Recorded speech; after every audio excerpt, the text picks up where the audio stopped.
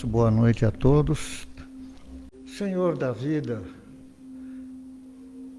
neste momento rogamos a vossa bênção, a vossa proteção, a fim de que possamos recolher na noite de hoje as informações, os esclarecimentos a respeito do Evangelho de Jesus, na visão espírita.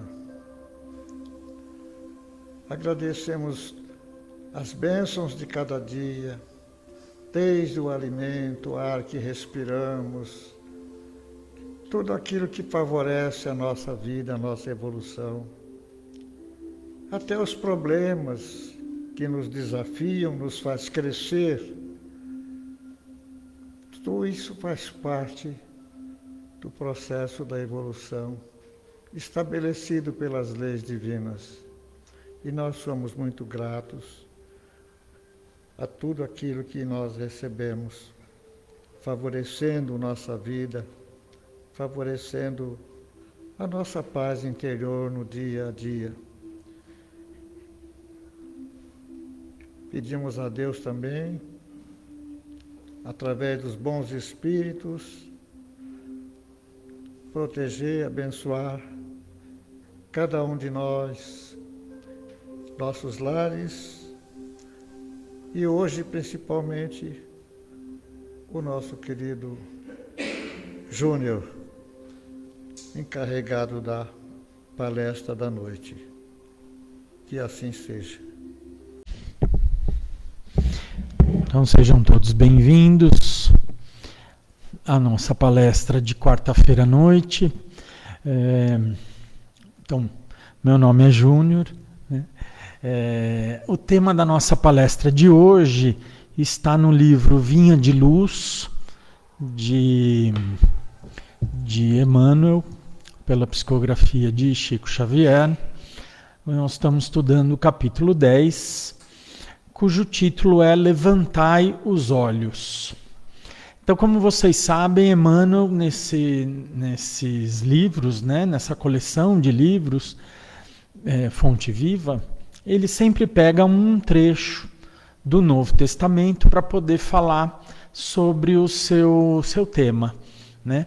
E para esse capítulo, ele pegou um trecho do Evangelho de João, no capítulo 4, versículo 35, que diz o seguinte: Eis que vos digo, levantai os olhos, e vede as terras que já estão brancas para a ceifa. E aí ele começa o seu texto falando que no nosso mundo existem muitos trabalhos relacionados ao estômago, e que nós temos uma vibração constante de emoções relativas ao sexo. Então, o tema de Emmanuel hoje vai falar sobre comida e sexo. Aí você pergunta, né, mas o que isso tem a ver com aquele trechinho do Evangelho em que ele está falando para a gente olhar para as terras que já estão prontas para a colheita? Né? Aí eu fiquei pensando nisso, né? Eu falei, o que uma coisa tem a ver com a outra? Mas Emmanuel vai desenvolvendo ali o seu texto e eu espero chegar ali onde ele tá falando, né? Então, comida e sexo são duas coisas sagradas para a manutenção da nossa vida, né? E Emmanuel, ele nos orienta a que não fiquemos presos nem a um e nem a outro, né? Que nós consigamos dar o devido valor a essas manifestações. E aí eu confesso que foi complicado, né? Eu fiquei pensando, como é que eu vou falar sobre isso? Porque como vocês podem perceber, gente, eu sou gordo, né? Eu gosto de uma comida, né? De uma boa mesa, eu tenho um apetite, né? E tem aquele ditado que diz, né? Que nós devemos comer para viver e não viver para comer, né? E tem um outro ditado também que eu escutava muito quando eu era pequeno, porque essa coisa de comer acompanha a gente, né, pela vida, né?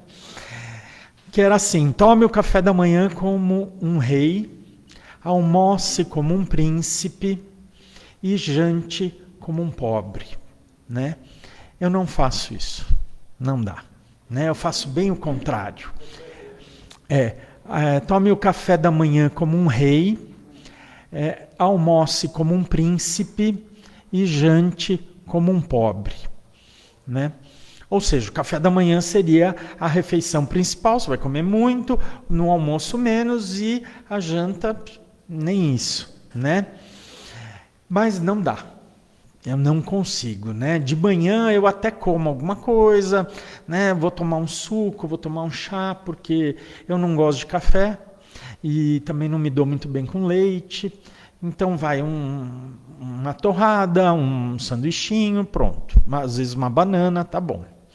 O almoço até que eu vou bem. Eu almoço como um príncipe, porque a gente tem o costume de almoçar na casa da minha mãe. E então vai ter verdura, legumes, né? A minha mãe é a rainha do franguinho assado, então vai ter o franguinho, tal. Então tudo bem. Agora à noite é a hora que eu vou comer mesmo, né? Que eu vou jantar. Por quê? Porque é um costume, desde que a gente era pequeno, de ter uma janta em casa, de reunir a família na mesa do jantar, né? Quando eu era pequeno, eu só encontrava com meu pai à noite, na hora do jantar. Então a gente ficava conversando e comendo e bebendo. E hoje é a mesma coisa, eu só vou encontrar com a minha família ali à noite. Então eu vou comer. A gente vai conversar, vai bater papo, bebe, come e pronto. Então não adianta vir com aquela coisa, não, você tem que comer de 3 em 3 horas, é uma frutinha, é uma torrada, é um iogurte. Tá, eu até posso fazer isso, só que à noite eu vou para aquele jantar, né? Eu vou para aquela reunião em família, né? Então, é complicado, né? O outro tema, que é sexo, também é complicado, porque hoje em dia a gente tem nomes para tudo, né? Então existem grupos de pessoas que são assexuados, né? Que eles não aceitam nenhum tipo de contato sexual. E tem os assexuados românticos, que aceitam um contato, como, por exemplo, ficar de mãos dadas, ter um beijo, alguma coisa, mas só, não avança disso, né? Eu não faço parte desse grupo, como a maioria das pessoas. Eu gosto de sexo. E é engraçado que as pessoas têm uma coisa de que o espírita, né, precisa ser muito rígido, né? Não pode beber, não pode, né? Não tem humor, não tem festa, né? Fica com uma coisa ruim. Né? E às vezes tem essa questão do sexo, de você não fazer, imagina, que absurdo, né? Isso não existe, né? A gente é como qualquer outra pessoa de qualquer outra religião.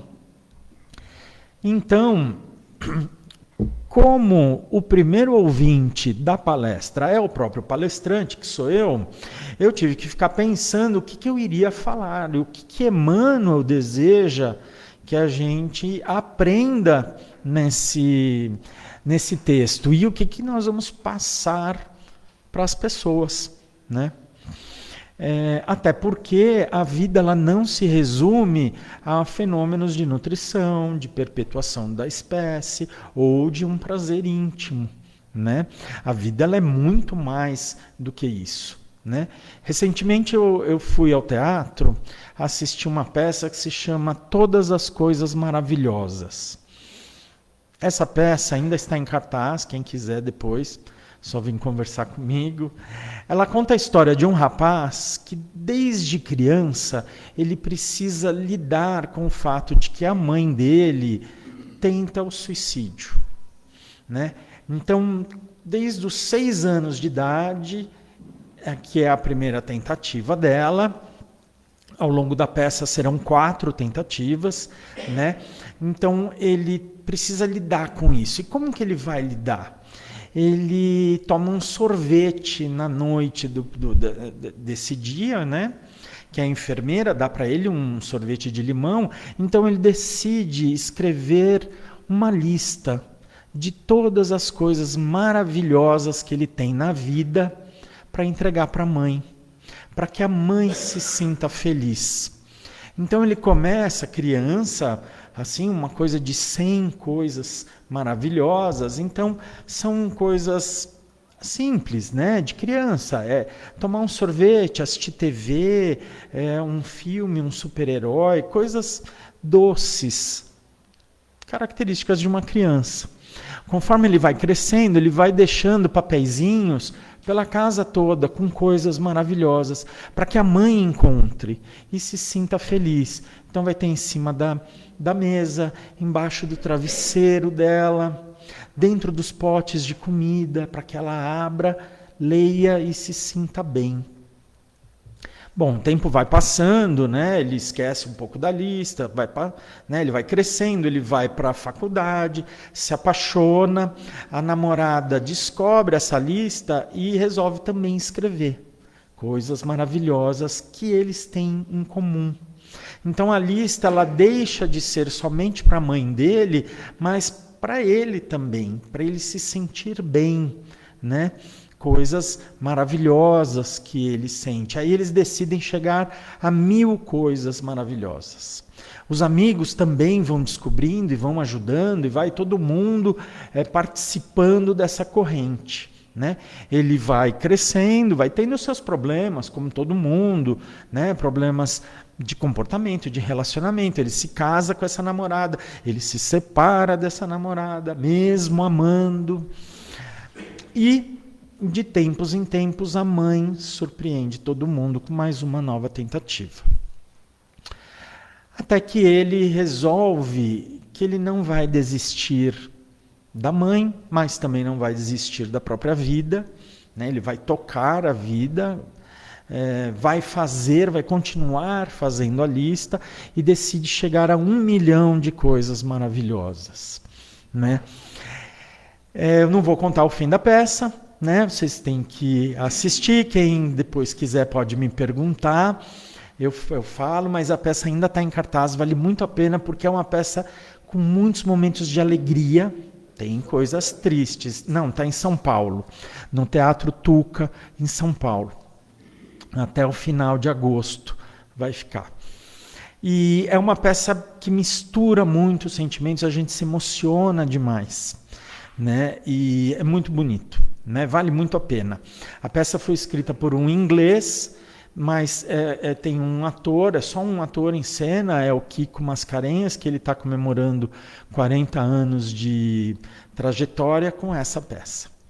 E aí, pensando nessa peça e pensando na minha palestra, eu resolvi fazer uma lista de todas as coisas maravilhosas que eu tenho e excluir comida e sexo. E descobrir o que sobra. O que é que sobra disso, né? Então eu jogo a pergunta para vocês também. Vai lá, um dever de casa, né? A hora que vocês chegarem em casa, façam uma lista. Escrevam o que tem de maravilhoso na vida de vocês. Ou o que vocês gostariam que fosse maravilhoso na vida de vocês, né? E excluam comida e sexo. Então, um sorvete de limão é maravilhoso. Para mim é maravilhoso, é meu sorvete predileto. Mas é comida. Então, deixa para uma outra lista, um outro momento, uma outra palestra, né? Então, eu fui pesquisando, pensei, acordar tarde sem se preocupar com nada. Olha que maravilha. É uma coisa maravilhosa. Sentir a brisa no rosto, a brisa do mar no rosto, ou a água do mar nos nossos pés, né? Ouvir a risada de uma criança, né? Como é gostoso aquela risada inocente de uma criança. Você ficar no sofá conversando com quem você ama, conversando amenidades, besteiras, que delícia que é isso. Né? Abraçar ser abraçado. Olha que coisa maravilhosa, né? Aquela sensação de dever cumprido, quando você trabalhou, você realizou um trabalho, deu tudo certo, não te dá uma sensação boa, né? Ou quando você faz uma coisa de caridade, te dá uma sensação de paz.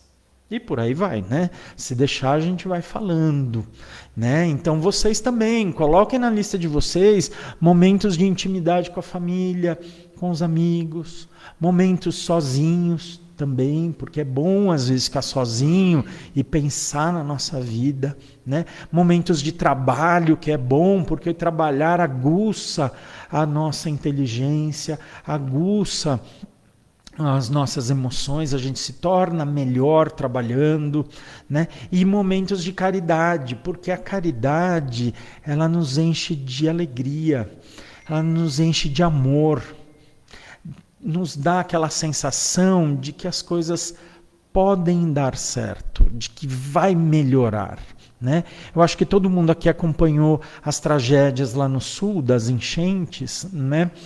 E todo mundo se compadeceu, uma coisa triste, mas foi confortante, reconfortante ver o Brasil inteiro unido em ajudar ali o sul, né? Independente de quem são aquelas pessoas, você não conhece, né? Você não sabe qual é a religião delas, não precisa saber, você não sabe se eles são de um partido ou de outro, também não precisa saber, porque era um momento de urgência, né? De compaixão, e é tão bom a gente pensar que tragédias como essa servem para despertar um sentimento de solidariedade, de fraternidade, sabe? Senão, para que serviria isso tudo, né? Mas para unir as pessoas, porque é uma situação de emergência, é uma situação de desespero, e a gente tem essa missão de confortar, de consolar, não só com palavras, mas com ações. Então a lista também é uma coisa de ações, de coisas que nós devemos fazer, procurar fazer, não olhar só para o nosso próprio umbigo, mas olhar para os outros, para o próximo, com mais afeto, né? Com mais compaixão, com mais sentimento. É bom isso. Bom, e aí, o que isso tem a ver com Emmanuel, né? No texto dele, ele vai falar uma coisa, ele diz o seguinte: há que levantar os olhos e devassar novos horizontes. É preciso cogitar da colheita de valores mais altos, atendendo ao nosso próprio celeiro. Ou seja, cada um de nós sabe aonde o calo dói, aonde aperta, aonde nós precisamos melhorar, né? Quais são os nossos problemas, como vamos solucionar. Vamos lembrar que sempre que nasce um problema, já nasce a solução desse problema junto, né? Não existe um problema que não possa ser solucionado, né? Então a gente tem que procurar isso. Qual é a solução do meu problema? Como eu posso melhorar? De que forma que eu vou me transformar numa pessoa melhor, né? Então, comida e sexo são duas energias que são necessárias para a manutenção do nosso corpo, para a alimentação do nosso corpo material, físico, mas também espiritual. Só precisamos ficar atentos aos extremos, né? O excesso ou a falta, né? A escassez. No livro Evolução em Dois Mundos, de Chico Xavier e Valdo Vieira, o espírito de André Luiz, ele vai falar sobre um capítulo inteiro sobre alimentação. Então ele diz que a alimentação é a substância junto com a energia. É a substância, chega no nosso corpo, vai se transformar, dando espaço para a energia, que vai nos dar aquilo que necessitamos para o nosso crescimento, quando estamos em fase de crescimento, né? Não um crescimento de barriga, né, gente? A criança, o adolescente. E também são essas duas substâncias que vão reparar o nosso desgaste contínuo do dia a dia. Então, isso é um ciclo que não acaba. Estamos ali o tempo todo. Necessitamos dessa alimentação e dessa energia que é transmutada para a gente ter força para conseguir permanecer vivos, encarnados, né? E quando desencarnados, o que acontece quando estamos desencarnados? Né? Então, aí André Luiz fala que temos duas opções. Na primeira opção, o nosso eu, ele está muito arraigado nas coisas terrestres. Então, nós vamos buscar aquilo que necessitamos, aquilo que desejamos nos encarnados que nós estamos afinizados. Então, vai rolar uma obsessãozinha aí, né? Se o problema daquele espírito é somente a alimentação, vai chegar um momento em que ele vai se conscientizando de que ele não precisa mais daquilo e ele vai para um centro de reeducação, né, hospitalar, lá no mundo espiritual, para que ele possa se adequar à nova vida, à nova fase que ele está tendo nessa vida, né? A segunda, bom, normalmente isso resolve, né, gente? Isso é tranquilo. Só se ele tiver mais algumas outras coisas, né, que não é o caso da nossa palestra. A segunda opção é quando o nosso eu já está mais liberto disso tudo. Então aí nós vamos ter uma alimentação semelhante à da Terra, só que mais fluídica, né? E em porções mais adequadas, até que a gente se acostume com o local onde estamos vivendo naquele momento, né? Até porque o nosso perispírito, ele é extremamente poroso. Então nós conseguimos uma alimentação através do ar, né, de coisas mais sutis, de água, de raios do sol, da natureza, né? A gente consegue essa alimentação, né? Então, sabendo como que a gente se alimenta hoje, enquanto encarnado, e sabendo desde 1958, que é quando foi escrito esse livro, como que é a alimentação lá do outro lado. E não só esse livro, né, gente? Tem vários outros, né? Violetas da Janela, a Patrícia fala como que funciona, o que é, se ela usa o banheiro, se não usa o banheiro, né? Então, isso é bem documentado. Então, a gente sabendo como funciona, a gente consegue fazer aí um movimento de transição do que a gente tem hoje para o que a gente terá no futuro, né? Então, adeus, coquinha gelada.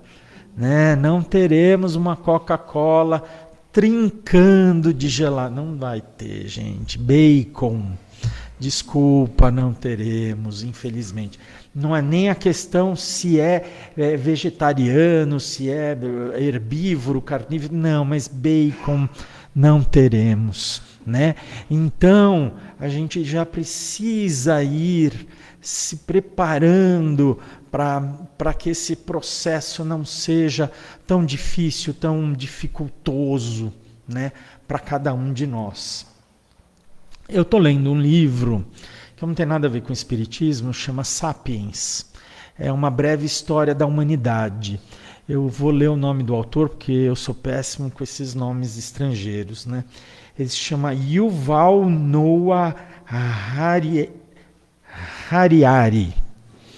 né?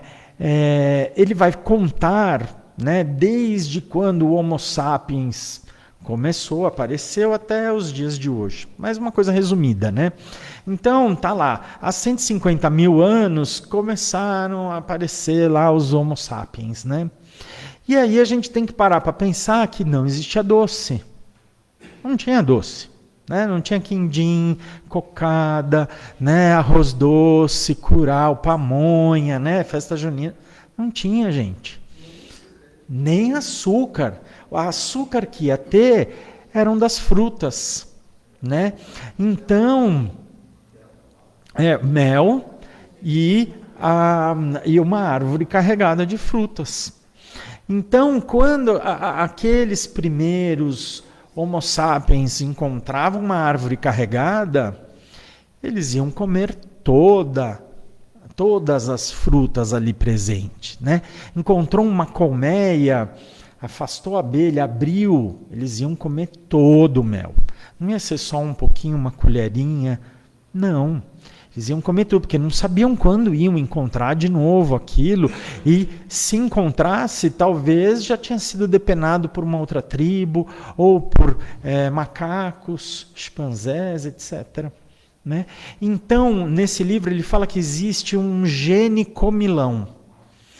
Então, ele dá esse nome de gene comilão que nós carregamos até hoje, que é essa necessidade que nós temos do apetite, de comer compulsivamente. É lógico que hoje a gente já consegue ter à nossa mão qualquer alimento que a gente conseguir pagar por ela. Né? Então esse gene comilão não é uma desculpa mais para você sair destruindo as geladeiras de qualquer lugar, né? Não, mas existe ainda isso. Com relação ao sexo, a mesma coisa. Os primeiros homens e mulheres viviam em tribos pequenas e existia um macho alfa, né? Então o macho alfa era o mais forte, mas não é porque ele era o mais forte que ele era o mais desejado pelas mulheres. As mulheres, elas queriam, na sua descendência, filhos que tivessem características do macho alfa, mas também características do primata que fosse mais bem relacionado, que soubesse conversar com todos os outros. Gente, vocês não fazem ideia, mas a fofoca foi muito importante para que o homem vivesse em grupo, porque somente o homem consegue fazer a fofoca escondido. Os outros animais não. Os nossos semelhantes, né, chimpanzés, bononos, eles fazem a fofoca, mas é na frente um do outro. Então se tiver que ter briga, já vai ter briga, já vai rolar tudo. O homem não, o homem ele consegue ir traçando estratégias para se dar bem. E é lógico, naquela época não se sabia ainda que só precisava de um homem e de uma mulher para ter filhos. Né? Se imaginava que quanto mais, melhor. E até mesmo para os pais não terem muita certeza se os filhos eram deles ou não, então todos eram obrigados a cuidar das crianças naquelas tribos. Então a gente vem de uma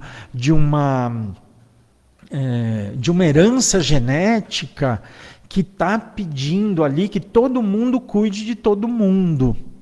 Não estou falando que todo mundo tem que fazer sexo com todo mundo, como eles faziam, mas que tivesse essa compreensão do cuidado coletivo. É que, infelizmente, teve uma deturpação aí, né, no meio do caminho. Bom, mas aí, eu assisti uma palestra uma vez de um psiquiatra que fala que a nossa busca por prazer está relacionado à nossa angústia.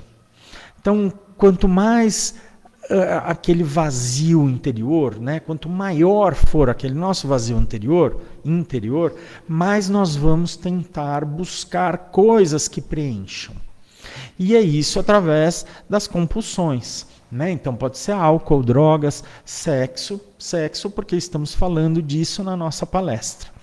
Mas pode ser compulsão por comida, por compras, etc. Tanto é que nós temos por aí alcoólicos anônimos, narcóticos anônimos, comedores compulsivos, etc. Né? É quando a gente observa essa quantidade de grupos de ajuda que funcionam, que são bons, é que a gente percebe a quantidade de compulsão que existe no nosso dia a dia. Né? Essa necessidade de tampar esse vazio.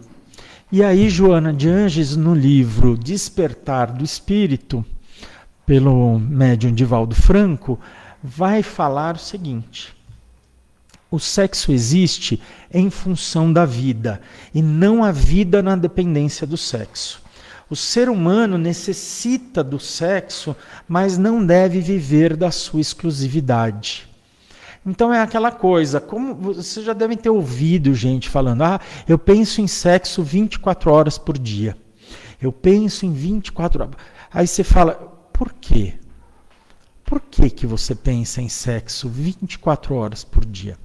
Qual é o tamanho da sua angústia para você necessitar de um prazer incessante na tentativa de preencher esse vazio? Então, devo dizer que não vai preencher. Não tem como. Essa angústia não vai se resolver com isso. Então, ou você começa a modificar esse pensamento, né? Ou essa angústia nunca vai sair de dentro de você. A gente precisa entender que existem outras atividades.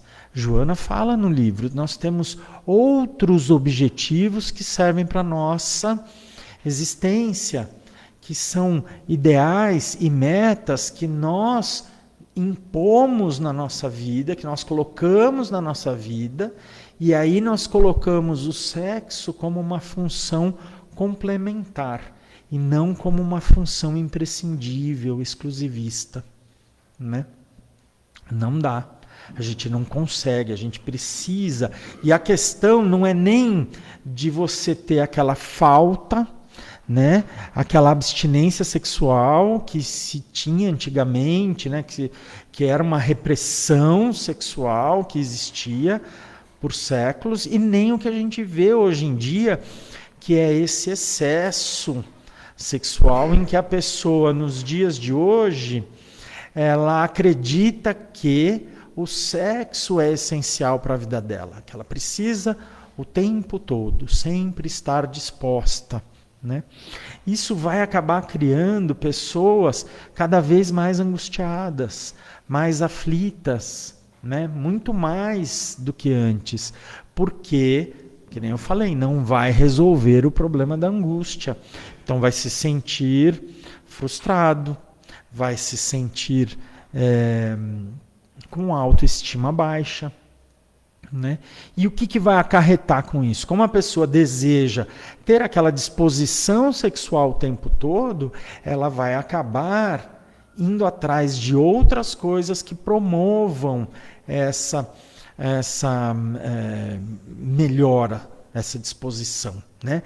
Então, Joana fala, vai atrás de álcool, de drogas, de estimulantes, para tentar manter isso. E para quê? Né? Para que essa necessidade? Depois, quando vocês estiverem em casa, vocês deem uma procurada no Google sobre metanfetamina, né? Metanfetamina é uma droga, existem vários nomes para metanfetamina, a que está em moda agora se chama Tina, e ela causa um estrago tremendo na vida da pessoa, porque a pessoa deseja aquela droga para se manter com uma boa disposição, e ela vai ter relacionamentos sexuais por 5, 6, 7 horas. E aí depois ela toma novamente e vai ter por dias. E aí ela não bebe, ela não se alimenta, ela não se previne de infecções, ela não toma remédio, ela vai só se preocupar com isso. É um transtorno absurdo que tem hoje em dia. Mas não é a nossa palestra, não vamos falar sobre isso, só se depois, mais para frente, vocês quiserem, vocês podem procurar.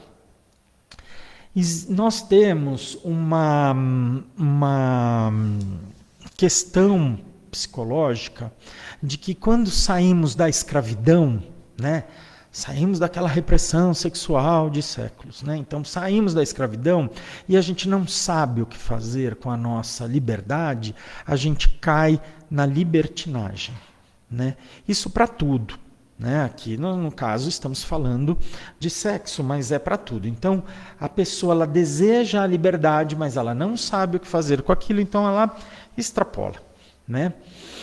E aí, lógico, todo mundo quer liberdade, todo mundo tem esse desejo da felicidade, vai buscando de alguma forma, mas não é essa a melhor forma. Né? Essa não vai te auxiliar. A liberdade com consciência, ela vai aparecer numa existência mais digna, mais laboriosa. Né? Exige esforço, claro, como tudo na vida, exige um sacrifício, exige um esforço, mas ela é capaz de trazer a felicidade. E aí, voltando para o texto de Emmanuel, ele fala que a felicidade existe sim, não é um mito, ela existe. Né? A vida ela não se constitui apenas nesses períodos de manifestações carnais dentro da Terra, aqui na Terra. Né? A vida ela é muito mais do que isso.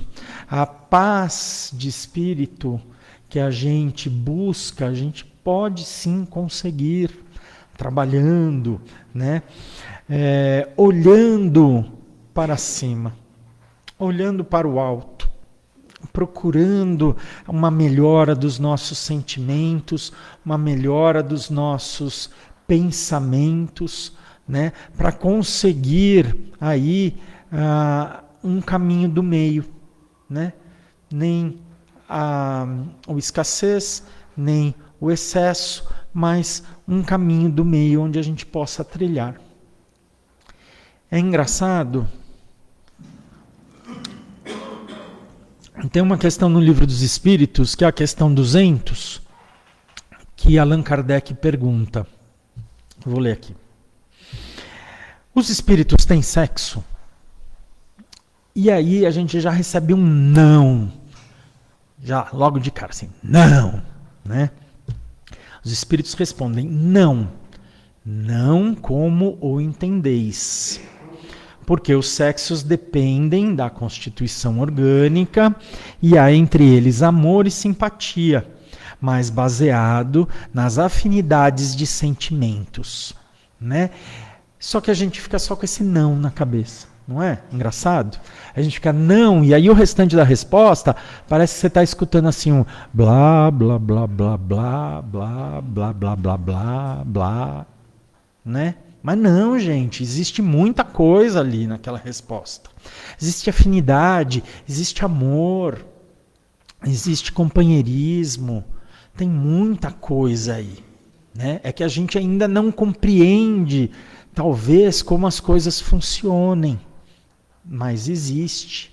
O espírito Miramês, quando ele comenta essa questão, ele fala uma coisa ótima.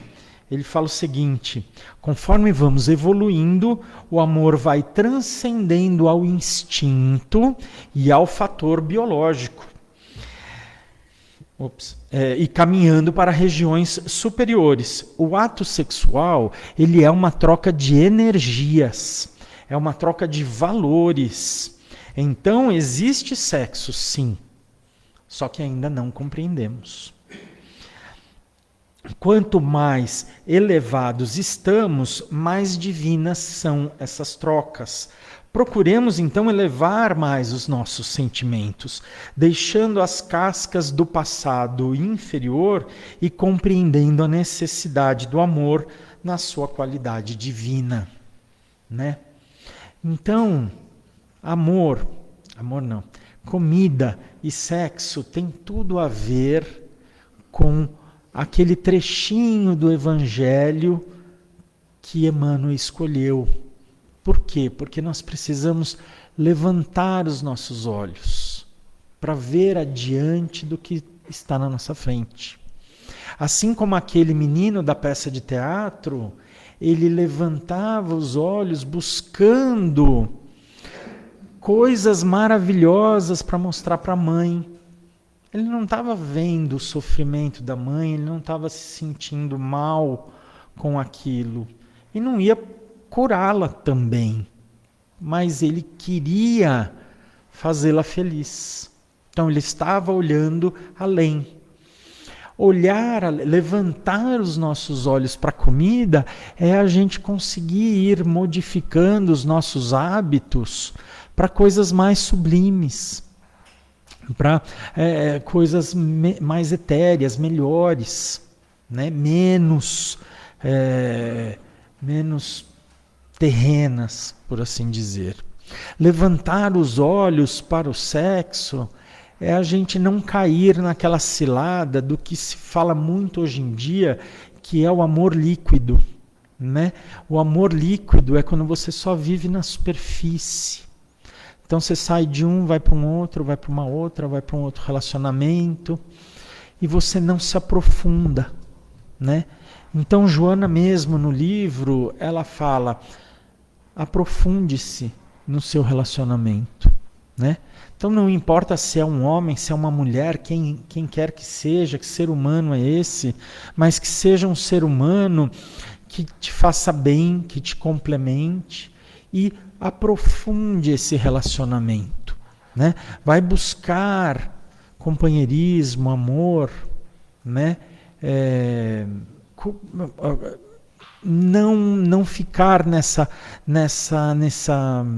nesse jogo de superficialização, mas sim buscar um companheiro ou uma companheira para você. É importante isso, a gente ter isso, que é levantar os nossos olhos. Então, vamos levantar os nossos olhos essa noite. Esse era o nosso recado para a palestra de hoje. E fica a lição de casa, hein, gente? Faça uma lista. Quais são as coisas maravilhosas que nós temos?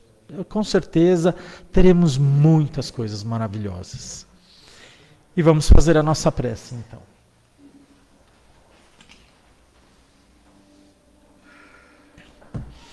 Então vamos fechando os nossos olhos, acalmando o nosso coração, sentindo a presença dos nossos amigos espirituais que estão aqui sussurrando nos nossos ouvidos a solução para os nossos problemas, uma orientação que devemos receber. Vamos aceitar esses conselhos, essas orientações e buscar a figura do nosso Mestre Jesus. Mestre Jesus, de braços abertos, de sorriso no rosto, olhando-nos diretamente, pois somente Ele nos conhece em profundidade. Somente Deus e o nosso Mestre Jesus sabem de todos os nossos problemas, de todas as nossas agruras. Vamos pedir esse amparo através de um abraço. Vamos ficar no abraço do nosso Mestre. Que nós consigamos receber este amor, este carinho, esta ajuda por mais essa semana. E vamos também vibrar. Vamos vibrar por aqueles que estão nos hospitais, que estão nos hospícios, que estão presos no corpo físico, presos na mente, passando por privações, por situações doloridas. Vamos vibrar para que Jesus chegue até eles. Vamos vibrar pela nossa cidade, vibrar pelo nosso Estado, pelos governantes, para que eles tenham o discernimento da melhor orientação possível. Vamos vibrar aqui pela nossa creche, vibrar pelas crianças que estão sempre aqui, ajudando-as num amor, com carinho. Vamos vibrar para os trabalhadores da casa, os voluntários, presidente, diretores, todos aqueles que dedicam o seu tempo a esse nosso projeto de vida. E vamos também vibrar por nós mesmos, para que nós saiamos daqui bem, saiamos dispostos, em paz, felizes e com a certeza de que as coisas irão se encaixando e melhorando para todo mundo. Porque temos Jesus ao nosso lado. Vamos ter essa certeza do auxílio de nosso irmão maior. E com isso conseguiremos enfrentar todo e qualquer obstáculo. E assim, agradecidos que estamos, damos por encerrado a noite de hoje. Que assim seja.